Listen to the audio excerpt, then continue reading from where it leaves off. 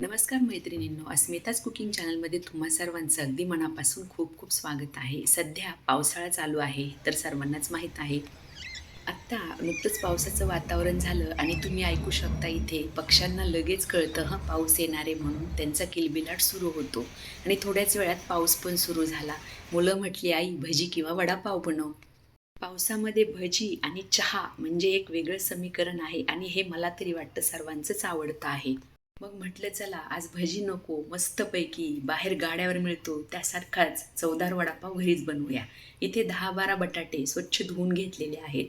नंतर कुकरमध्ये 2 ग्लास पाणी घालून हे बटाटे छान 6 ते 7 शिट्या करूपर्यंत शिजून घ्यायचे आहेत. कुकर छोटा आहे म्हणून मी 6 ते 7 शिट्ट्या घेतल्या. तुमचा कुकर जर मोठा असेल तर 3 ते 4 शिट्टीमध्ये सुद्धा बटाटा शिजू शकतो. आता इथे मिरच्या घेतलेल्या आहेत 8 ते 10. त्यामध्ये कमी तिखट मिरच्या आहेत 4. त्या लांब-लांब आहेत म्हणून मी त्या थोड्याशा अर्ध्या-अर्ध्या करून घेतलेल्या आहेत. बाकी नंतर सगळं साहित्य आलं, लसूण, मिरची यामध्ये घालून याची बिना पाणी घालताच पेस्ट तयार करून घेतलेली आहे. आता इकडे 3 कांदे घेतलेले आहेत. आपण पोह्याला जसा कांदा चिरतो तसाच कांदा चिरून घ्यायचा आहे. वातावरण बदलामुळे मला थोडासा सर्दीचा त्रास झालेला आहे म्हणून आवाज व्यवस्थित येणार नाही त्याबद्दल क्षमस्व. आता इथे कांदा चिरून झाला की नंतर कोथिंबीर चिरून घ्यायची. आता मी क्वचित काही ठिकाणी जेव्हा वडापाव खाल्ला त्या ठिकाणी वडापावमध्ये कांदा नव्हता, परंतु आमच्याकडे कांदा घालतात.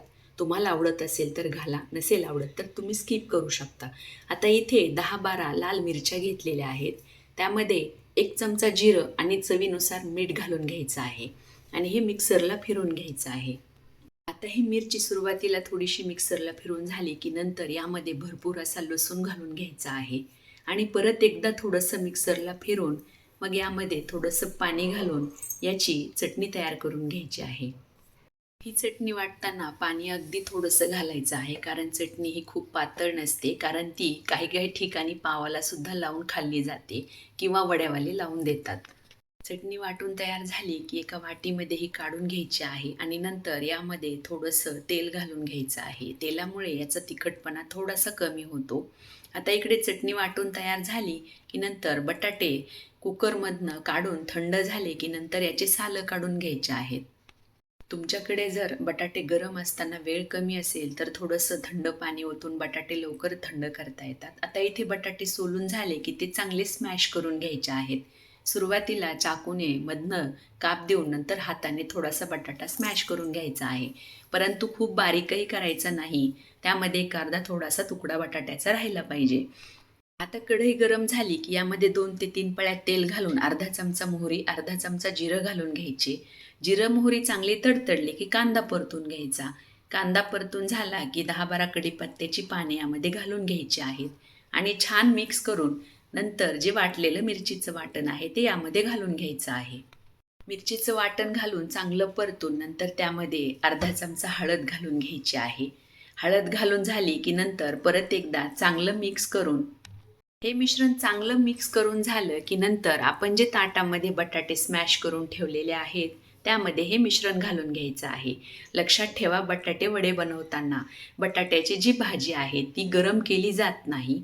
हे जे परतलेलं वाटण आणि कांदा आहे ते बटाट्यामध्ये मिक्स केलं जातं आणि नंतर यामध्ये चवीनुसार मीठ घालून घ्यायचं आहे. मीठ घालून झालं की नंतर एकदा उलटण्याने चांगलं मिक्स करून मग आपल्या हाताने हा बटाटा सगळा या वाटणामध्ये व्यवस्थित मिक्स करून घ्यायचा आहे आणि नंतर भरपूर अशी बारीक चिरलेली कोथिंबीर यामध्ये घालून घ्यायची आहे. कोथिंबीर घातल्यानंतर दिसते की नाही भन्नाट बाहेरच्या वडापावसारखी भाजी. आता इथे मिक्स करून झालं की नंतर आपल्याला हवे त्या आकाराचे छोटे, मध्यम किंवा मोठे याचे वडे तयार करून घ्यायचे आहेत. तुम्हाला जर हवं असेल तर तुम्ही यामध्ये लिंबाचा रससुद्धा थोडासा पिळू शकता. आता जेव्हा वडे बनवायचे आहेत ना, तेव्हा हाताला थोडंसं तेल लावून घ्यायचं आहे. कारण बटाटा थोडा थंड झाला की हाताला जास्त चिकटतो. त्यामुळे हाताला तेल लावून नंतर याचे वडे बनवून घ्यायचे आहेत. आता इथे मी मध्यम आकाराचेच वडे बनवून घेतलेले आहेत. अशाच प्रकारे सगळे वडे बनवून घ्यायचे आहेत. वडे बनवून झाले की नंतर एका बाउलमध्ये बेसन पीठ घ्यायचं आहे. आता इथे मी घरगुती बेसन पीठ वापरलेलं आहे. तुम्हाला जर हिरा बेसन पीठ वापरायचं असेल तर ते तुम्ही वापरू शकता. आता बेसन पीठ घातल्यानंतर यामध्ये अर्धा चमचा हळद, अर्धा चमचा धना पावडर अर्धा चमचा लाल तिखट, चवीनुसार मीठ घालून घ्यायचं आहे आणि नंतर थोडासा ओवा हातावरती चोळून यामध्ये घालून घ्यायचा आहे. ओवा हा वातशमन करतो म्हणून डाळीच्या पदार्थामध्ये ओवा आवर्जून वापरायचा. आता इथे हे चांगलं मिक्स करून नंतर थोडं थोडं पाणी घालून भिजवून घ्यायचं आहे. हे पीठ अगदी भज्याला करतो इतकं पातळही नाही करायचं आणि एकदम घट्टही नाही करायचं. थोडंसं मध्यम आकाराचं भिजून घ्यायचं आहे, जेणेकरून अगदी बाहेरच्या वडापावसारखी याची लेयर तयार होईल. आता यामध्ये पाव चमचा सोडा घालून घेतलेला आहे. सोडा घातल्यानंतर परत एकदा चांगलं मिक्स करून घ्यायचं आहे आणि एक 10 मिनिटे पीठ सेट होण्यासाठी ठेवायचं आहे. जेव्हा आपण घरचं बेसन पीठ वापरतो तेव्हा वडा थंड जरी झाला तरीसुद्धा वड्याचा असा घशामध्ये बसल्यासारखा होत नाही, अडकल्यासारखा. परंतु हिरा बेसन पीठ घातलं की मग मात्र वडा थंड झाला की घशामध्ये थोडासा तोटरा बसल्यासारखा होतो. आता गॅसवरती तेल गरम करायला ठेवून नंतर यामध्ये वडे तळून घ्यायचे आहेत. वडे तळताना सुरुवातीला गॅस फुल ठेवायचा आहे, परंतु वडा जेव्हा अर्धवट तळत येतो तेव्हा मात्र गॅस थोडासा कमी करायचा आहे. म्हणजे वड्याची जी बेसन पिठाची लेयर आहे ती जास्त लालसर होणार नाही आणि आपले वडे अगदी बाहेरच्या सारखे दिसतील. आता इथे हे वडे तळून तयार झालेले आहेत. तुम्ही इथे बघू शकता अगदी बाहेरच्या वडापावसारखा हा वडा तयार झालेला आहे. अशाच पद्धतीने सगळे वडे तयार करून घ्यायचे आहेत. अशा प्रकारे सगळे वडे तळून घ्यायचे आहेत. तुम्ही इथे बघू शकता अगदी बाहेर गाड्यावर मिळतात तसे वडे तयार झालेले आहेत. आता वडे तयार झाले की नंतर वड्यासोबत खाण्यासाठी तर मिरची पाहिजेच. मग इथे एक 8 ते 10 हिरव्या मिरच्या घेतलेल्या आहेत. त्या मिरच्यांना चाकूच्या सहाय्याने मधनं थोडीशी चीर द्यायची, जेणेकरून मिरची अंगावर तेल उडणार नाही. आता इथे ही मिरची तळून घ्यायची आहे. मिरची तळून झाली की नंतर यावरती थोडंसं मीठ घालून घ्यायचं आहे. आता इकडे वडा तयार आहे, मिरचीसुद्धा तयार आहे, सोबत चटणी पण आहे. आता तुम्हाला मी हा वडा मधनं कट करून दाखवत आहे. तुम्ही इथे बघू शकता याची लेयर खूप पातळही नाही, खूप जाडही नाही. अगदी बाहेर मिळतो तसा वडा तयार झालेला आहे. आता हा वडापाव आपण सर्व्ह करूया. त्यासाठी चाकूला थोडंसं तेल लावून पाव कट करून घ्यायचा. चाकूला तेल यासाठी लावायचं की तो पाव चिटकला जात नाही, म्हणजेच पाव व्यवस्थित कट होतो. नंतर पावाला चटणी लावायची आणि मध्ये वडा घालायचा.